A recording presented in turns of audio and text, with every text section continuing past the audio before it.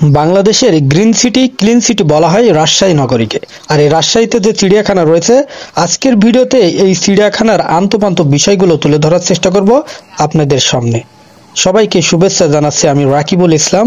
আপনারা দেখছেন Facebook page গ্রামীণ ফোকাস। তো আমরা রাজশাহীর লক্ষ্মীপুর মোড় হতে মাত্র 10 টাকা দিয়ে একটি অটোতে চেপে বসলাম রাজশাহী চিড়িয়াখানা দেখার জন্য। তো অটোতে বসে রাস্তার সৌন্দর্য দেখতে দেখতে আসলে মনটা ভালোই লাগছিল, কেননা রাস্তা যে কারুকাজ এবং বড় বড় বিল্ডিং অট্টালিকা সবকিছু আসলে সুন্দর। প্রিয় বন্ধুরা, আমার বাম পাশে যে বিল্ডিংটি দেখতে পাচ্ছেন, এটি রাজশাহী বেতার কেন্দ্র।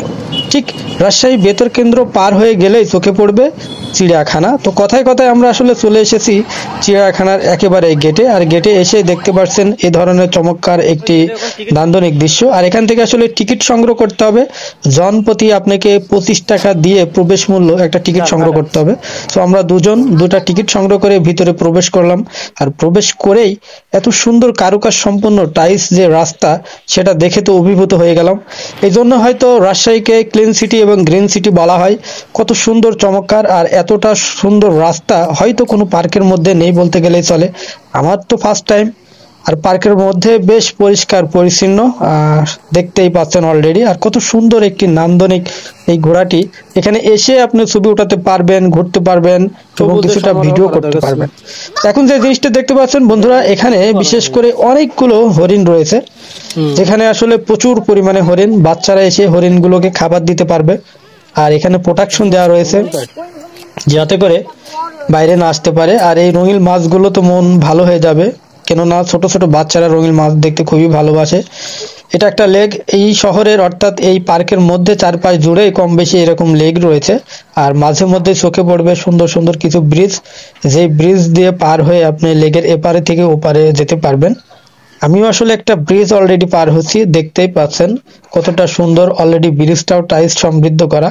আর ব্রিজের যে আড়াগুলো অনেকটাই ঝুলন্ত ব্রিজের আদলে তৈরি করা, যা সত্যিই খুব ভালো লাগার মতন একটি জায়গা। সবকিছু মিলে পরিবেশটা কিন্তু একেবারে শান্ত, যেহেতু এখন পিকনিকের সিজন নয়। আমরা জানি জানুয়ারির শেষে কিংবা ফেব্রুয়ারি মার্চ মাসে প্রচুর পরিমাণে দর্শনার্থী এই সকল পার্কে আসে। তখন কিন্তু মানুষের কোলাহলে আসলে ভরে ওঠে এই ধরনের বিনোদন পার্কগুলো। এখন একেবারে শান্ত নিরিবিলি। এখন এসে যে জিনিসগুলো আপনি ঘুরে ঘুরে দেখবেন, হয়তো ওই সময়টিতে আসলে এই জিনিসগুলো এতটা ফাঁকা আপনি ঘুরে দেখতে পারবেন না। তবে তখন আনন্দটা একটু বেশি, কেননা বিভিন্ন প্রান্ত থেকে মানুষ ছুটে আসে এবং সেই মানুষগুলোর কোলাহলে আসলে ভরে ওঠে এই পার্কের আনাচে কানাচে। এই মূর্তিটার নাম কি আপনাদের কমেন্ট বক্সে আমাদের জানাতে পারেন, সুন্দরভাবে জানাবেন। এখানে এই প্রত্যেকটা রাস্তা আসলে কারুকাজ সম্পন্ন, আর টাইলস গুলো এতটাই সৌন্দর্য যা দেখতে খুবই ভালো লাগবে। আর বিশেষ করে ছবি উঠালে তো সেই সুন্দর হচ্ছে। আর এবার আমি যে জিনিসটা আপনাদের দেখাবো, এখানে আসলে চারপাশ দিয়ে প্রাচীর আকারে ঘিরে রাখছে। এখানে বিভিন্ন ধরনের পাখি রাখা রয়েছে, পাখিগুলো যাতে উড়ে বাইরে চলে যেতে না পারে সেজন্য আসলে এই লেগের চারপাশ জুড়ে এই ধরনের প্রাচীর দেওয়া রয়েছে। এখানে পাহাড়ের আদলে তৈরি উঁচা টিলা থেকে নামার জন্য যে রাস্তা, সেটি।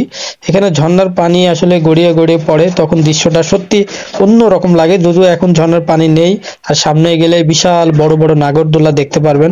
চারপাশটা আসলে ঘুরে ঘুরে দেখতে খুবই ভালো লাগে। যদি রাজশাহী শহরে আসেন তাহলে অবশ্যই এই চিড়িয়াখানা একবারের জন্য হলেও আসবেন, ঘুরবেন, শান্ত নিরিবিলি পরিবেশ খুঁজে পাবেন। আর এই বিশাল বিশাল চুলাতে আসলে যারা পিকনিকে আসেন তাদের জন্য রান্নার কাজে ব্যবহার করা হয়। এখানে হিউজ পরিমাণে চুলা দেখতে পাচ্ছি, যে চুলাগুলোতে আসলে একটা জায়গা থেকে যারা ঘুরতে আসেন তাদের রান্নার কাজে মূলত ব্যবহার করা হয়।